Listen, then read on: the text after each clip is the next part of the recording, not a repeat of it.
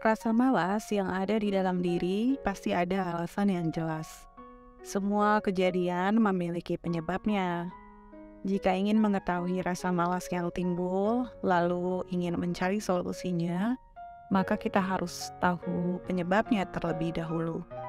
Halo semuanya, Assalamualaikum warahmatullahi wabarakatuh. Berjumpa lagi dengan Kenari. Kenali diri. Terima kasih ya kepada semua rekan-rekan yang telah subscribe di channel Kenari. Jangan lupa untuk menyalakan notifikasinya ya, untuk dapat mengetahui update terbaru dari channel Kenari. Dari sekian banyak penyebab rasa malas dalam diri yang timbul, kelelahan, kecemasan, dan berpikir berlebihan adalah penyebab paling dasar.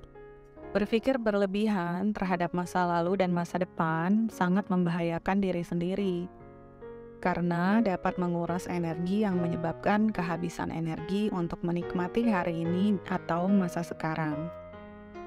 Rasa malas juga terjadi ketika memiliki harapan berlebihan pada diri sendiri dan orang lain. Berharap berlebihan pada diri sendiri dan orang lain dapat berdampak pada kehabisan energi dan menimbulkan rasa malas.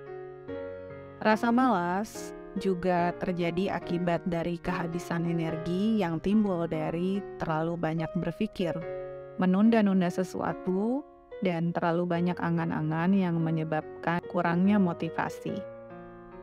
Rasa malas mengakibatkan pelepasan dopamin dan neurotransmitter yang bertanggung jawab terhadap keinginan, impian, hadiah, dan kesenangan.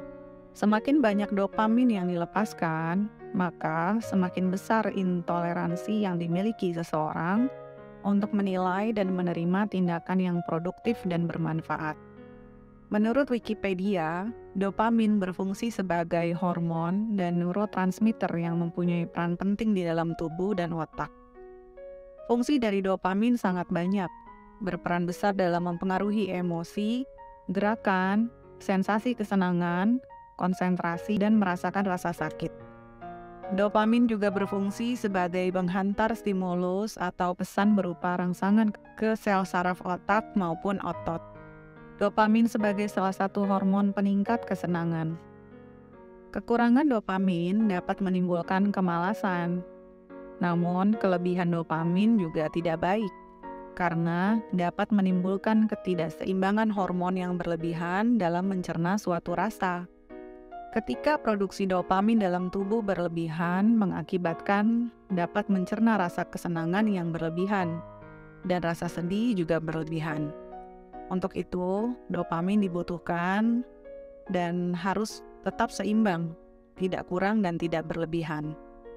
Rasa malas juga terjadi ketika badan tidak sehat, pikiran tidak sehat, dan hati tidak sehat. Diri sendiri membutuhkan istirahat yang cukup untuk bangkit dari kemalasan. Kemalasan atau rasa malas adalah termasuk penyakit hati atau penyakit jiwa yang tak terlihat. Sangat berdampak mematikan impian. Rasa malas juga timbul ketika tidak memasrahkan segalanya pada Ilahi. Beberapa cara agar dopamin dapat seimbang dan agar rasa malas dapat segera teratasi. Yang pertama, mulailah suatu kegiatan walaupun lambat atau pelan. Bergerak dan mulai aktivitas dari kegiatan yang dapat dikerjakan yang mendasar, misalnya membuang kotoran dan debu. Dari kegiatan yang lambat serta pelan dapat mengembalikan energi yang hilang akibat kelelahan. Yang kedua, isilah pikiran dengan berzikir. Ketika terlalu banyak berpikir, maka kita perlu banyak berzikir. Pikiran tidak akan berhenti mencari-cari dan lompat ke sana kemari. Untuk mengatasi pikiran yang berlebihan adalah dengan berzikir, sholat, membaca Al-Quran, atau kegiatan untuk menyenangkan dan mensucikan batin. Berzikir dapat mengendalikan nafsu, ego, dan kemalasan yang membelenggu. Berzikir dengan mengingat Allah dapat menyeimbangkan hormon dalam tubuh dan meningkatkan rasa percaya pada Allah. Yang keempat, tawakal atau pasrah pada Ilahi. Memasrahkan hidup pada Ilahi dapat menimbulkan semangat pada diri sendiri.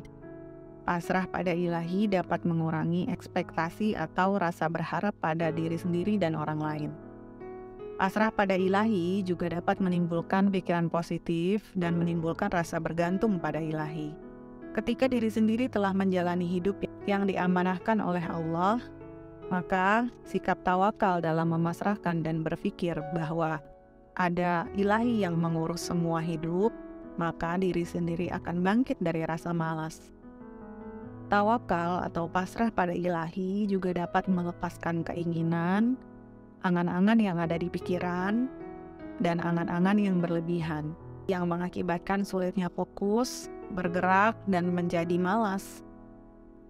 Yang kelima, hentikan aktivitas yang berlebihan, misalnya dengan bermain bersama anak atau anak kecil.